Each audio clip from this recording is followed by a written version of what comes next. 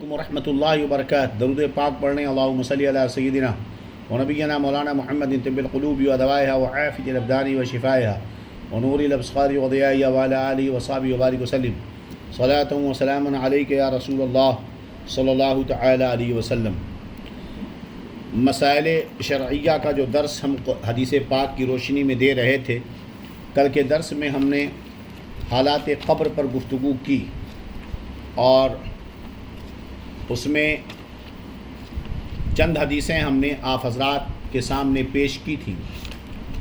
آج کے ہم نے یہ وعدہ کیا تھا کہ اب اس کے بعد کچھ مسائل اگلے درس میں پیش کریں گے۔ اللہ رب العزت اپنے حبیب کے صدقہ و طفیل اسے قبول فرمائے۔ چلیے چند چیزیں یہاں پر غور سے سنیں۔ کل کے درس میں جو ہم نے دارمی کی حدیث پیش کی تھی کہ قبر میں 99 سانپ مسلط کیے جائیں گے، اور جو مردے کو اگر وہ کافر ہے نا تو اسے ڈستے رہیں گے، اور وہ ازدہے اتنے خطرناک ہوں گے کہ اگر ان میں سے کوئی دنیا میں فنکار مار دے تو کہیں پر ہریالی نہ اگے۔ اس حدیث پاک کی تشریح میں شیخ عبدالحق محدث دہلوی رحمۃ اللہ علیہ فرماتے ہیں کہ فرشتوں اور سانپوں اور بچھوؤں کا مردوں کو تکلیف پہنچانا، جیسا کہ آپ نے حدیث پاک میں سنا مسلسل، سب حقیقت میں واقع اور موجود ہیں۔ یہ محض خیال مثال نہیں ہے، یہ مت سمجھے کہ یہ صرف خیال اور مثال ہے، نہیں، ایسا حقیقت میں قبر میں ہوگا۔ اب رہا یہ سوال کہ ہم کو دکھائی نہیں دیتا، بھئی کافی دنوں کے بعد کبھی ایسا بھی تو ہوتا ہے کہ کافر کی بھی قبر کھدتی ہے تو مردے کی ہڈیاں دکھتی ہیں، عذاب وغیرہ، نہ سانپ دکھتے ہیں، نہ ہڈیاں، نہ عذاب دکھتا ہے۔ تو ہمارا نہ دیکھنا اور معلوم نہ کر پانا ہے نا، یہ ہمیں نہیں دکھائی دیتا، یہ ہماری کمی ہے۔ ان کے وجود کو کوئی نقصان نہیں، ہمارے نہ جاننے سے نہ ہونا لازم نہیں آتا۔ یہ بات کہ ہم نہیں جانتے، ہم نہیں دیکھتے، تو اس کا یہ مطلب نہیں ہے کہ وہ چیز ہے ہی نہیں۔ یا ہمارے علم کی کمی ہے، یا ہمارے نظروں کی کمی ہے، قوت نظر کی کمی ہے۔ اس لیے کہ عالم ملکوت کو سر کی آنکھوں سے نہیں دیکھ سکتے، اس کے لیے ایک دوسری آنکھ چاہیے۔ ہر کسی کی آنکھ عالم برزخ کو، عالم ملکوت کو نہیں دیکھ سکتی۔ جیسے بخاری شریف کی حدیث پاک، ترمذی شریف کی حدیث پاک ہے، دونوں کتابوں میں یہ حدیث موجود ہے کہ نبی کریم صلی اللہ علیہ وسلم اپنے جانور پر صحابہ کے ساتھ تشریف لے جا رہے تھے، اور اس کے بعد 2 قبروں کے پاس سے گزرے۔ آپ اپنے جانور سے نیچے اترے، صحابہ بھی اتر گئے، اور سرکار صلی اللہ علیہ وسلم نے ارشاد فرمایا ان دونوں قبر کے مردوں کو عذاب ہو رہا ہے نا۔ اس کے بعد ارشاد فرمایا وما يعذبان فی کبیر، کوئی بہت بڑا معاملہ نہیں ہے جس سے بچ نہیں سکتے تھے، بہت مشکل کام تھا، بہت آسان کام تھا، یہ بچنا چاہتے تو بچ جاتے، مگر یہ بچے نہیں ہیں اور اس عذاب میں مبتلا ہیں، انہیں عذاب ہو رہا ہے۔ وَأَمَّا أَحَدُهُمَا فَإِنَّهُ يَمْشِي بِالنَّمِيمَةِ وَأَمَّا الْآخِرُ فَإِنَّهُ لَا يَسْتَنزِهُ عَنِ الْبَوْلِ، ان میں سے ایک وہ تھا جو پیشاب کے چھینٹوں سے نہیں بچتا تھا، اور دوسرا وہ تھا جو چغل خوری کرتا تھا۔ تو قبر کے اندر چغل خور کو عذاب ہو رہا تھا، پیشاب کے چھینٹوں سے نہ بچنے والے کو عذاب ہو رہا تھا۔ سرکار صلی اللہ علیہ وسلم نے قبر کے اوپر ہی سے ان کے حالات کا مشاہدہ فرمایا۔ تو عالم ملکوت کا علم ہے نا، برزخ کا علم اور وہاں کی چیزیں، یہ ہر کوئی تو نہیں دیکھ سکتا۔ صحابہ نہیں دیکھ رہے تھے، مگر سرکار نے اپنی نظروں سے دیکھا۔ یہ بھی دیکھا کہ کس عمل میں جو ہے، کس عمل کی بنا پر وہ عذاب میں گرفتار ہیں، اور کون کون لوگ ہیں، کیوں گرفتار ہیں۔ تو سرکار صلی اللہ علیہ وسلم کی آنکھیں وہ تھیں ہے نا، کہ آپ کی نظر کا یہ عالم تھا کہ اور کوئی غیب کیا، تم سے نہا ہو بلا، جب نہ خدا ہی چھپا تم پہ کروڑوں درود۔ اس حدیث پاک کو ہم نے پیش کیا اس ثبوت میں کہ ہر کسی کی نظریں برزخ کے حالات کو نہیں دیکھ سکتی، عالم ملکوت کے حالات کو نہیں دیکھ سکتی، مگر اس حدیث سے عقیدہ اہل سنت ثابت ہوتا ہے۔ نمبر 1 کہ نبی کریم صلی اللہ علیہ وسلم قبر کے اندر مردے کے ساتھ کیا ہو رہا ہے یہ بھی دیکھ رہے ہیں۔ نمبر 2 نبی کریم صلی اللہ علیہ وسلم کو جو ہے نا امت کے اعمال کی بھی خبر ہے کہ میری امت میں میرا امتی کیا عمل کرتا ہے، وہ اعلانیہ کرتا ہو، رات کی تاریکی میں کرتا ہو، بند کمرے میں کرتا ہو، چھپ کر کے کرتا ہو، ہر حال مصطفیٰ کے لیے عیاں ہے۔ امتیوں کے اعمال کو بھی سرکار جانتے ہیں۔ اب اس میں حدیث پاک میں یہ ہے کہ سرکار صلی اللہ علیہ وسلم نے صحابہ سے کہا کہ جاؤ کھجور کی 2 ہری ڈالیاں توڑ کے لاؤ۔ صحابہ گئے، ایک ڈالی توڑ کر لائے، میرے نبی نے اس کو 2 حصوں میں بانٹا اور ایک قبر پر ایک حصہ گاڑ دیا اور دوسری قبر پر دوسرا حصہ۔ صحابہ نے پوچھا یا رسول اللہ صلی اللہ علیہ وسلم، آج سے پہلے آپ نے ایسا کوئی کام نہیں کیا، آج آپ نے یہ کام کیوں کیا؟ میرے آقا نے فرمایا کہ اس لیے کہ یہ دونوں ڈالیاں جب تک ہری رہیں گی تسبیح پڑھیں گی، اور تسبیح پڑھیں گی تو اس سے مردوں کو قبر میں آرام ملے گا۔ اس سے عقیدہ اہل سنت یہ ثابت ہوا کہ مرحومین کی قبر میں جو مردہ ہے نا، اسے زندوں کی تسبیح و تحلیل سے فائدہ پہنچتا ہے۔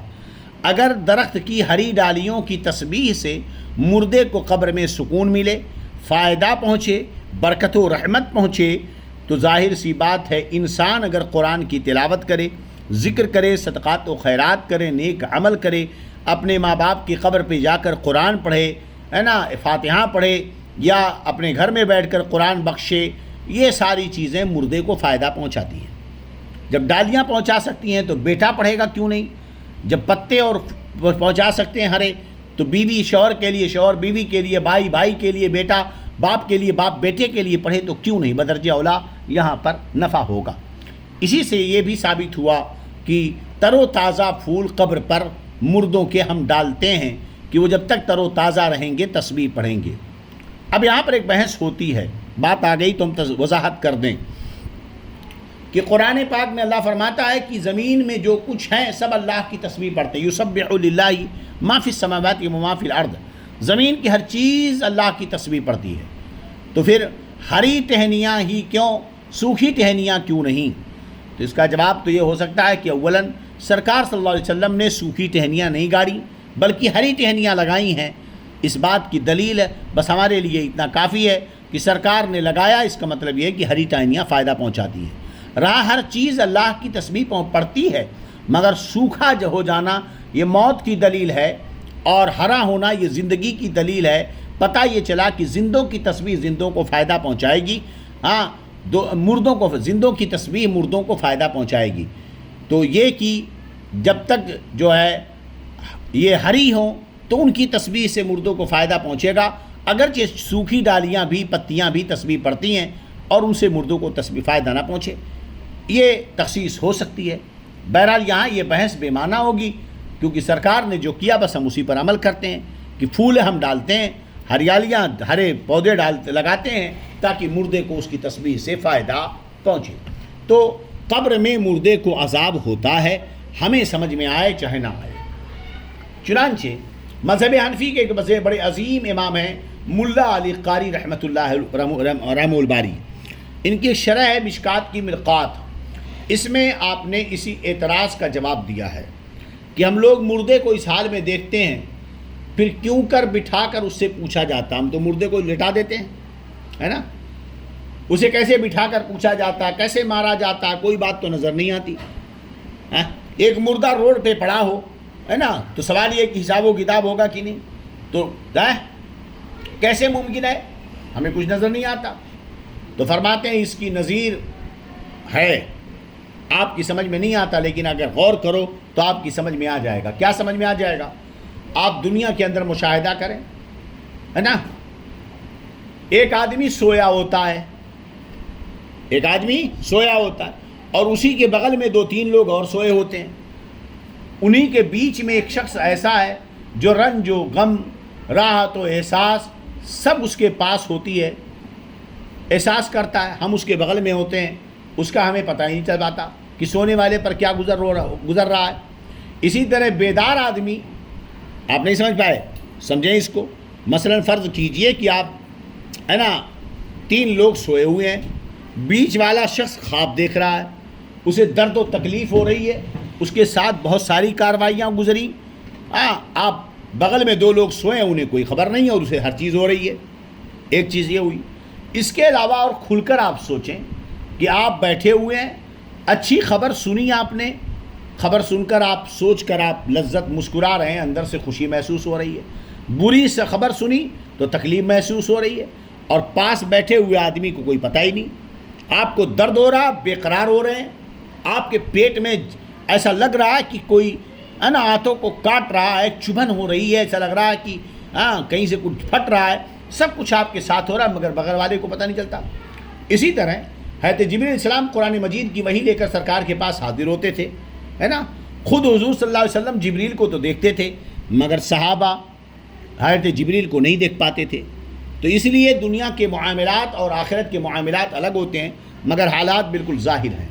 چلیے، لہذا اگر کسی کو مرنے کے بعد مسلمانوں کی روحیں حسب مراتب مختلف مقامات میں رکھی جاتی ہیں، بعض کی قبر ہی پر رہتی ہیں، بعض کی چاہے زمزم میں، بعض کی آسمان و زمین کے درمیان، بعض کی پہلے دوسرے ساتویں آسمان تک جیسے ہوتا ہے، اور بعض کی آسمانوں سے بھی اوپر، اور بعض کی روحیں زیر عرش قندیلوں میں، بعض کی اعلیٰ علیین میں۔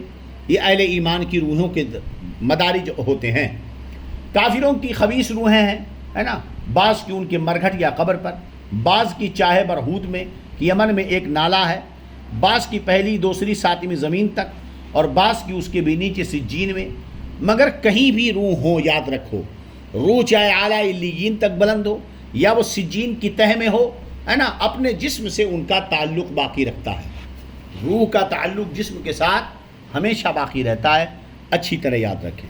اسی لیے جو عذاب ہوتا ہے جسم پر وہ روح پر بھی ہوتا ہے، کیونکہ روح کا تعلق ہر حال میں جسم کے ساتھ باقی رہتا ہے۔ اور اس دور میں اس کا انکار تو بے معنی ہے جناب عالی، ہے نا، اس کا انکار تو بہت بیکار بات ہے۔ بتائیے آپ کہ آپ وہاں بیٹھے ہوئے ہیں اور ہم درس دے رہے ہیں، آپ سن رہے ہیں، ہے نا، یہ بیچ میں کیا تعلق ہے؟ اگر ہے نا ذرا سا بھی نیٹ ورک کٹا تو آپ کا سلسلہ ہم سے منقطع ہو گیا۔ اتنی دوری سے کون سی چیز ہے جو ساری چیزوں کو کنیکٹ کر کے رکھے ہوئی ہے اور برقرار رہ رہی ہے کہ ہم یہاں اگر ہنس رہے ہیں تو آپ کو اس کو پتہ چلتا ہے، ہم مسکرا رہے ہیں پتہ چل رہا ہے، ہم بول رہے ہیں آپ کو خبر ہو رہی ہے نا، تو یہ ساری چیزوں کی خبر ہوتی ہے۔ تو اس دور میں اس کا انکار بے معنی ہے۔ چلیے، اب قبر میں جو سوالات ہوتے ہیں منکر نکیر کی، کوئی اس کو انکار کرے یہ غلط بات ہے۔ منکر نکیر کا سوال حق ہے، اس کا انکار کرنے والا گمراہ بد مذہب ہے۔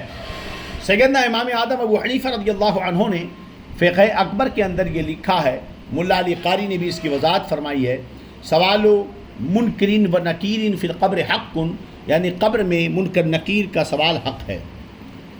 اب ایک سوال یہاں رہ جاتا ہے کہ بعض مردے ایسے ہوتے ہیں جنہیں شیر کھا جاتا ہے، انسان کو شیر کھا گیا اور مر گیا، ہے نا، کوئی سمندر میں مر گیا، کچھ جلا دیے جاتے ہیں، ہے نا، بعض لوگ چھوڑ دیے جنہیں گدھ وغیرہ کھا جاتے ہیں۔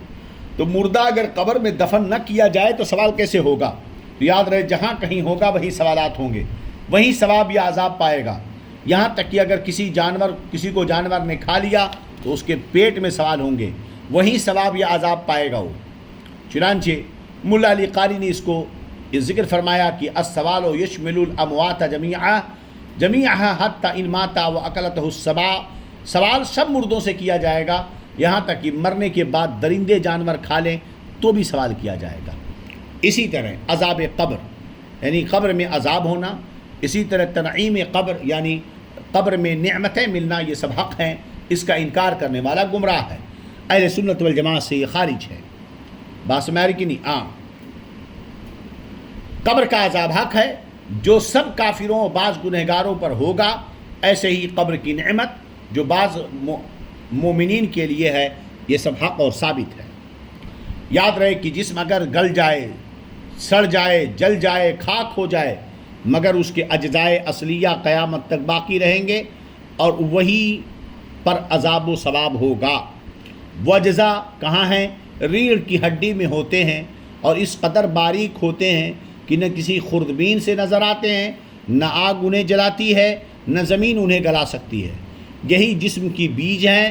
اللہ تعالیٰ قیامت کے دن مردہ کتنا ہی منتشر ہو جائے، پھیل جائے، سڑ جائے، گل جائے، جو بھی ہو جائے، پہلی حیات پر لا کر انہی اجزائے اصلیہ پر جو کہ محفوظ ہیں ترتیب دے گا، پھر روح کو اسی پہلے جسم میں واپس بھیج دے گا، ہے نا، اور انہی پر عذاب و حساب کتاب ہوں گے۔ انبیاء کرام علیہم السلام، اولیاء کرام، علماء اعلام، شہداء اسلام، حفاظ قرآن جو قرآن مجید پر عمل کرتے ہیں اور جو منصب محبت پر فائز ہیں، اور وہ جسم کی جس نے کبھی اللہ کی معصیت نہ کی ہو، اور وہ لوگ کہ اپنے اوقات درود شریف میں مستغرق رکھتے ہیں، ان کے بدن کو مٹی نہیں کھا سکتی۔ لہذا حافظ قرآن بنیے، علماء مسلک کے حق بنیے، شہداء اور قرآن پاک پر عمل کرنے والے بنیے، اللہ کے مقرب بندوں میں بنیے، منصب محبت پہ فائز ہوں، کثرت سے درود پاک پڑھیں اگر اپنے جسم کو مٹی کھانے سے بچانا ہو تو، ورنہ میک اپ، شاپنگ، یہ سب چیزیں مٹی کو کھانے سے نہیں روک سکتی ہیں۔ جو شخص انبیاء کرام کی شان میں یہ خبیث کلمے کہے کہ مر کر مٹی میں مل گئے تو گمراہ، بددین، خبیث، مرتکب توہین اور مرتد ہے، ایمان سے خارج ہو جائے گا ایسا شخص۔ اللہ تعالی ہمیں کفر و شرک و گمراہی سے محفوظ فرمائے۔ یہ چند ضروری مسائل تھے جو قبر کے حوالے سے آج ہم نے پیش کیے۔ اللہ رب العزت ہمیں عذاب قبر سے محفوظ فرمائے، ہمیں ایمان پر استقامت عطا فرمائے، اور قیامت کے دن رسول اللہ صلی اللہ علیہ وسلم کی شفاعت کبریٰ ہمیں اور ہم سب کو، ہماری نسلوں کو نصیب فرمائے۔ آمین یا رب العالمین۔ السلام علیکم ورحمۃ اللہ تعالی وبرکاتہ۔ استغفر اللہ ربی من کل ذنب واتوب الیہ، اشہد ان لا الہ الا اللہ واشہد ان محمدا عبدہ ورسولہ۔ السلام علیکم ورحمۃ اللہ۔